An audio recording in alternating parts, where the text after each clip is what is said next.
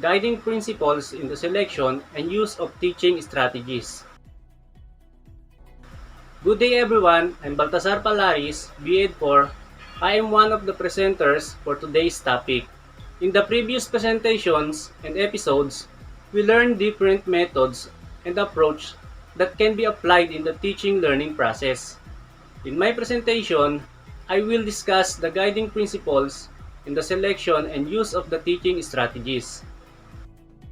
Whatever teaching approaches and methods that we will use in teaching our learners, teachers must always take into consideration the guiding principles so that the teaching learning process will be successful and the retention of what learners have learned will be strengthened.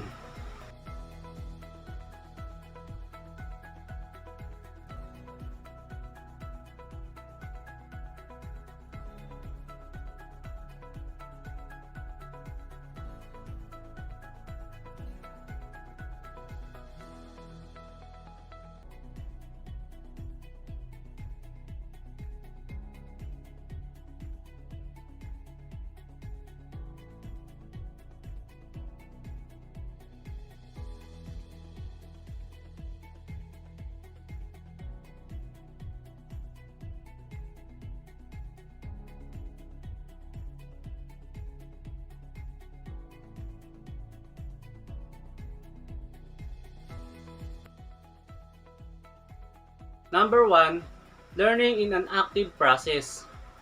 This means that we have to actively engage the learners in the learning activities if we want them to learn what we intend to teach. We have to give our students opportunities to participate in the classroom activities. We have to give varied activities to our students for hands-on minds-on learning. Researchers found out the most effective approaches, resulting in 75% and 90% retention rates, respectively, are learning by doing, such as through the inquiry method, and learning by teaching others. This quote served as an apt summary of the first principle. What I hear, I forget. What I see, I remember. What I do, I understand.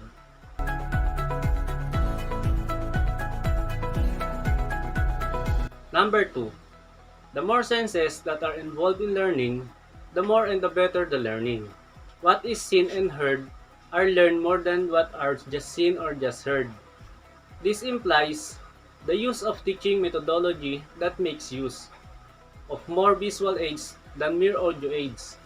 A combination of audio and visual aids, thus the term AV aid, which means audio-visual. However, is far more effective. Most effective, of course, is the use of combination of 3 or more senses, thus the term multisensory aids. Number 3. A non-threatening atmosphere enhances learning. A non-threatening and conducive classroom atmosphere is not only a function of the physical condition of the classroom, but more a function of the psychological climate that prevails in the classroom. The physical classroom condition includes proper lighting, ventilation, order, tidiness, painting of the room. The psychological climate is an offshoot of our personality as a teacher, our rapport between us and our students or pupils, the relationship between and among us teachers and among our students. How can we contribute to the creation of a positive classroom atmosphere? The first step is to cultivate a culture of respect in our schools. Number 4. Emotion has the power to increase retention and learning. We tend to remember and learn more those that strike our hearts. In fact, the more emotionally involved our students become in our lesson, the greater the impact. Let us add an emotional touch to learning. Without the emotional dimension, our subject matter will remain cold and lifeless.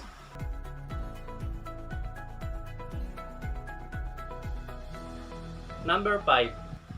Learning is meaningful when it is connected to students' everyday life.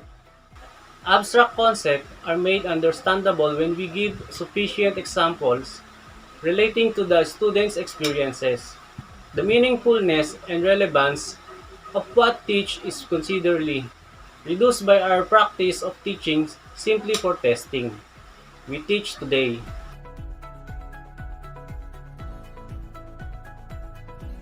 Number 6. Good teaching goes beyond recall of information. Good thinking concerns itself with higher order thinking skills to develop creative and critical thinking. Most teaching are confined to the recall of information and comprehension. Ideally, our teaching should reach the levels of application, analysis, synthesis, and evaluation to hone our students' thinking skills.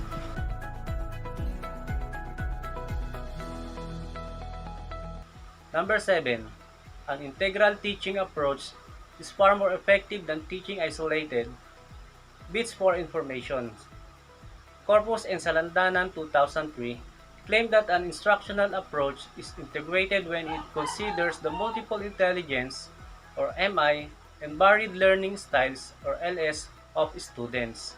There are many learning styles as there are pupils or students in our classroom. We were made to think then that human intelligence comprised only of linguistic and mathematical, logical intelligences. But with Howard Gardner's multiple intelligences theory, we are introduced to 7 more. There seem to be a 7th coming.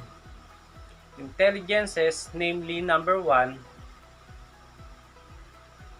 spatial, and number 2, musical, and number 3, bodily kinesthetic, and number 4, interpersonal, and number 5, intrapersonal.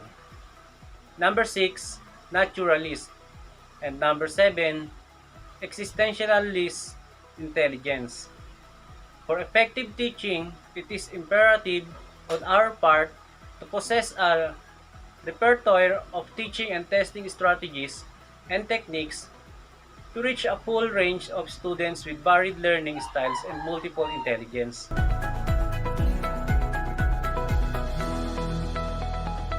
There is no such thing as best teaching method. The best method is the one that works, the one that yields a result. There are factors to consider in the choice of teaching method. A. Instructional objectives, and B. Nature of the subject matter. C. The learners. D. The teachers. And the last, school policies. That would be all under my topic. I hope that you learned so much from my presentation. Thank you for listening and please keep safe and goodbye.